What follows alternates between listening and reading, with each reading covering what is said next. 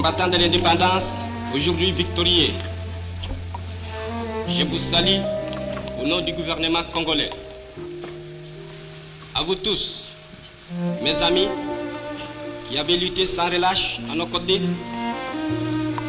je vous demande de faire de ce 30 juillet 1960 une date illustre que vous garderez ineffaçablement gravée dans vos cœurs, une date dont vous enseignerez avec fierté la signification à vos enfants, pour que ceux-ci, à leur tour, fassent connaître à leurs fils et à leurs petits-fils l'histoire glorieuse de notre lutte pour la liberté. Car cette indépendance du Congo, si elle est proclamée aujourd'hui dans l'entente avec la Belgique, pays ami avec qui nous traitons d'égal à égal, ni les Congolais digne de ce nom ne pourra jamais oublier cependant que c'est par la lutte qu'elle a été conquise.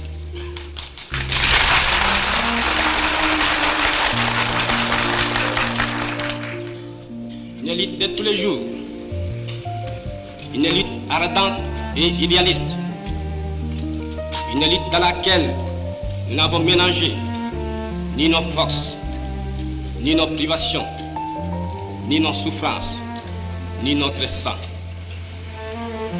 Cette lutte qui fut de larmes, de feu et de sang, nous en sommes fiers jusqu'au plus profond de nous-mêmes, car ce fut une lutte noble et juste, une lutte indispensable pour mettre fin à l'humiliant esclavage qui nous était imposé par la force. Ce qui fut notre sort à 80 ans de régime colonialiste, nos blessures sont trop fraîches et trop douloureuses encore pour que nous puissions les chasser de notre mémoire.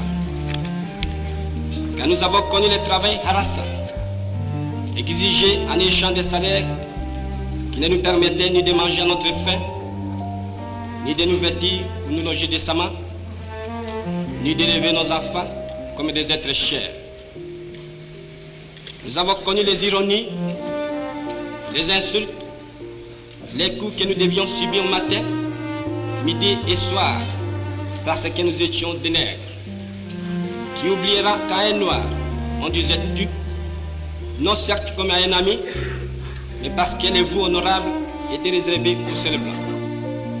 Nous avons connu que nos terres furent spoliées au nom des textes prétendument légaux qui ne faisaient que reconnaître les droits du plus fort.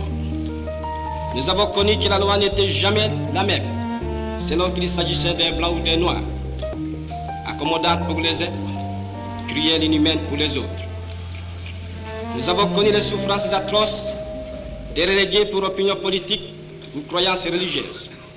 Exilés dans leur propre patrie, leur sort était vraiment pire que la mort elle-même. Nous avons connu qu'il y avait dans les villes des maisons magnifiques pour les blancs et des paillotes croulantes pour les noirs. Que les noirs n'étaient admis dans les cinémas, ni dans les restaurants, ni dans les magasins européens. Que les noirs voyageaient à même la coque de péniche au pied du blanc dans sa cabine de luxe. Qui oubliera enfin les fusillades où périrent tant de nos frères. Les cachons furent brutalement jetés, ceux qui ne voulaient plus se soumettre au régime d'injustice, d'oppression et d'exploitation.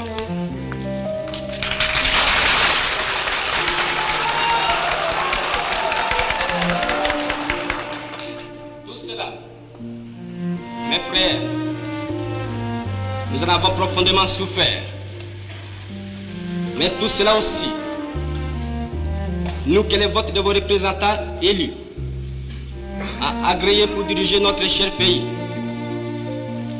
nous qui avons souffert dans notre corps et dans notre cœur de l'oppression colonialiste, nous vous le disons, tout cela est désormais fini. La République du Congo a été proclamée et notre cher pays est maintenant entre les mains de ses propres enfants. Ensemble, mes frères, mes sœurs, nous allons commencer une nouvelle lutte, une lutte sublime, qui va mener notre pays à la paix, à la prospérité et à la grandeur. Nous allons établir ensemble la justice sociale et assurer que chacun reçoive la juste rémunération de son travail.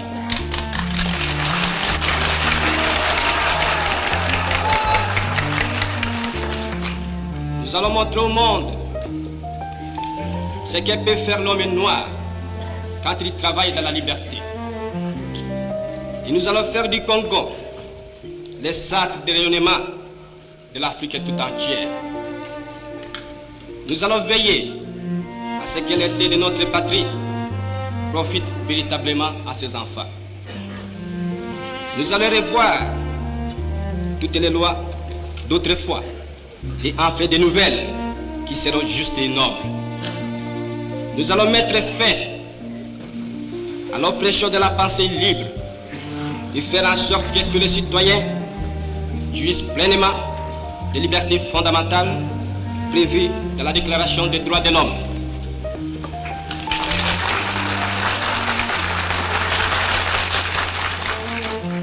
Nous allons supprimer efficacement toute discrimination, quelle qu'elle soit, et donner à chacun la juste place que lui vaudra sa dignité humaine, son travail et son dévouement au pays. Nous allons faire régner non pas la paix des fusils et des baïonnettes, mais la paix des cœurs et de bonne volonté.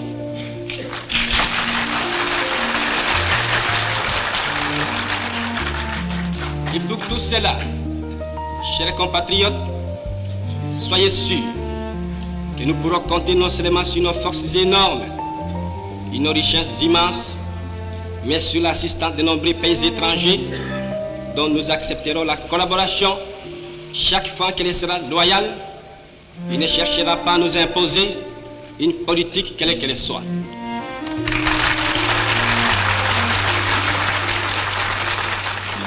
Dans ces domaines, la Belgique, qui comprenant en fait l'essence de l'histoire, n'a pas essayé de s'opposer à notre indépendance, est prête à nous accorder son aide et son amitié, et un traité vient d'être signé dans ce sens entre nos deux pays égaux et indépendants. Cette coopération, j'en suis sûr, sera profitable aux deux pays. De notre côté, tout en restant vigilants, nous saurons respecter les engagements librement consentis.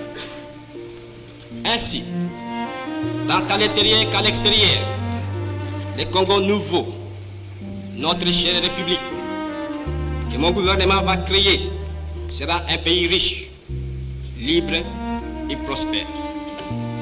Mais pour que nous arrivions sans retard à ce but, vous tous, législateurs et citoyens congolais, je vous demande de m'aider de toutes vos forces. Je vous demande à tous d'oublier les querelles tribales qui nous épuisent, qui risquent de nous faire mépriser à l'étranger. Je demande à la minorité parlementaire d'aider mon gouvernement par une opposition constructive et de rester strictement dans les voies légales et démocratiques. Je vous demande à tous de ne reculer devant aucun sacrifice pour assurer la réussite de notre grandiose entreprise. Je vous demande enfin de respecter inconditionnellement la vie et les biens de vos concitoyens et des étrangers établis dans notre pays. Si la conduite de ces étrangers laisse à désirer, notre justice sera prompte à les expulser du territoire de la République. Si par contre leur conduite est bonne, il faut les laisser en paix, car eux aussi travaillent à la prospérité de notre pays. L'indépendance du Congo marque un pas décisif vers la libération de tous les continents africains.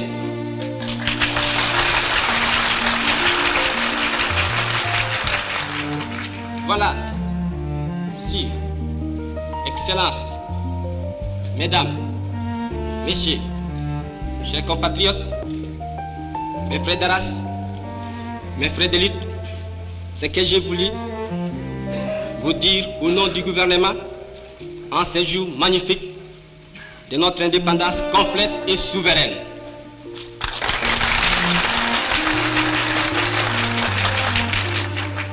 Notre gouvernement fort, national, populaire, sera le salut de ce pays. J'invite tous les citoyens congolais, hommes, femmes et enfants, de se mettre résolument au travail en vue de créer une économie nationale prospère qui consacrera notre indépendance économique. Hommage aux combattants de la liberté nationale. Vive l'indépendance et l'unité africaine. Vive le Congo indépendant et souverain.